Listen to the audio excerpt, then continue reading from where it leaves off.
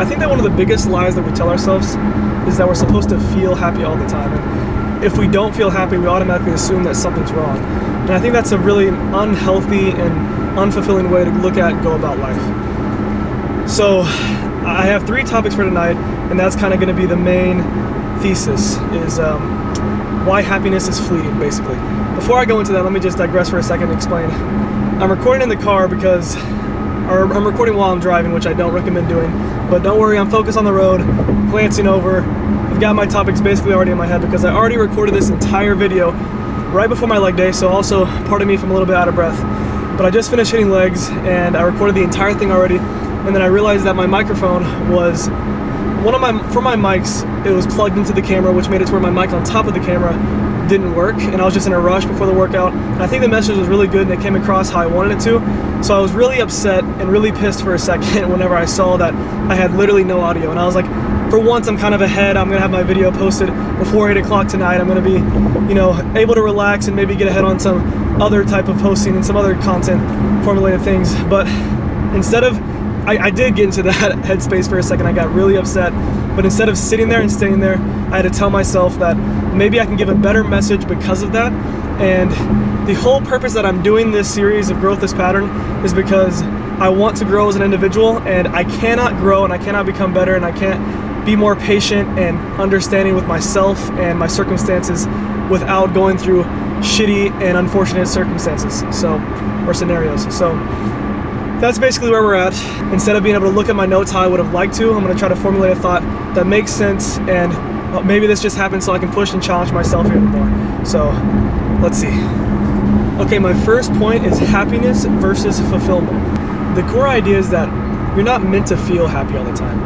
Happiness is usually a byproduct of pursuing your passion, and it's not ever really the target. If your target is happiness, you can achieve happiness really easily. It's just a dopamine spikage. You can achieve happiness from doing drugs, scrolling on TikTok, doing things that aren't innately good for your soul.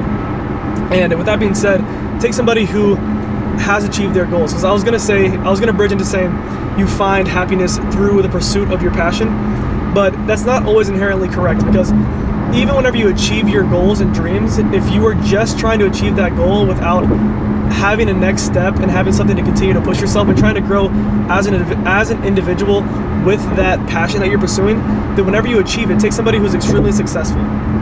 They're still going to feel sad, they're still going to feel depressed in times, they're still going to have these moments, these low moments, regardless of how good their situation is.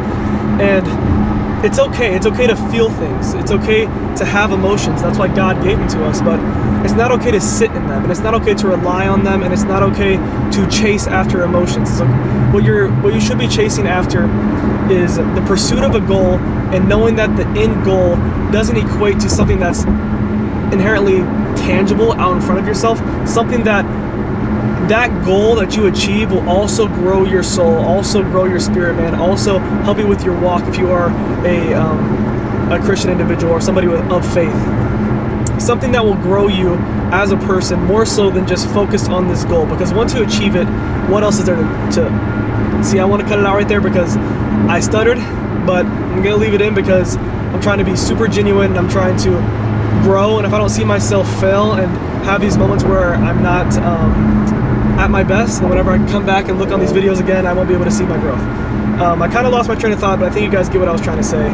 I'm going to go ahead and go to my second point, which is certainty is the enemy. Okay, take myself for example. My goal is to have 10,000 YouTube subscribers by the end of the year.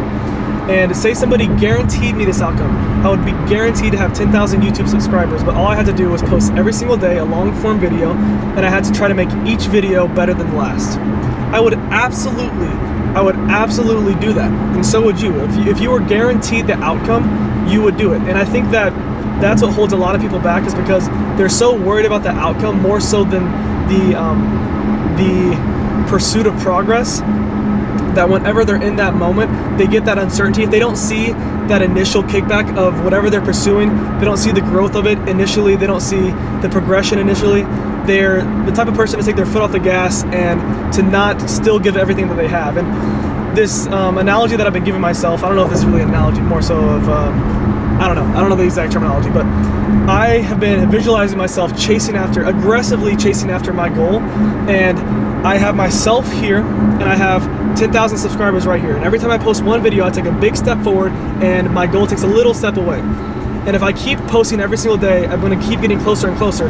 But if I miss my quota, if I miss what I've told myself I'm going to do every single day, then my goal is going to take a massive step away from myself, and then I'm going to take a massive step backwards. And that's what's keeping myself from not being so caught on the destination, but trying to just do the little things every single day and know that regardless of if I end up achieving this goal at the end of the year, I'm still going to have some form of progression because I am doing something every single day and I'm trying to be better than I was the day before. I'll close this point by saying, if you saw somebody who you hadn't seen in 10 years, one of your close friends, or used to be one of your close friends, you think you recognize each other, you want to go up and talk to them, but you're just very nervous, you've got this fear in your heart, you don't know exactly why, you feel this tug to go talk to them, but at the same time, there's an equal resistance for you not to do it. And then you end up not going to talk to them, and then you're like, maybe I dodged a bullet, maybe I wasn't meant to go talk to this person right now. But at the same time, I think that every time you have an opportunity to do something, if you look at it thinking you're dodging a bullet, it's almost always the opposite, because if you do nothing, then nothing is the outcome, and nothing is negative, because you can't make something from nothing. If you don't try to pursue and you don't try to take the risk to go do something that makes you uncomfortable, you'll never know what the outcome would have been, meaning that the outcome is negative. The outcome is going to be negative if you do nothing. So that's my last little message for point 2. My third and final point is urgent pursuit without guarantees.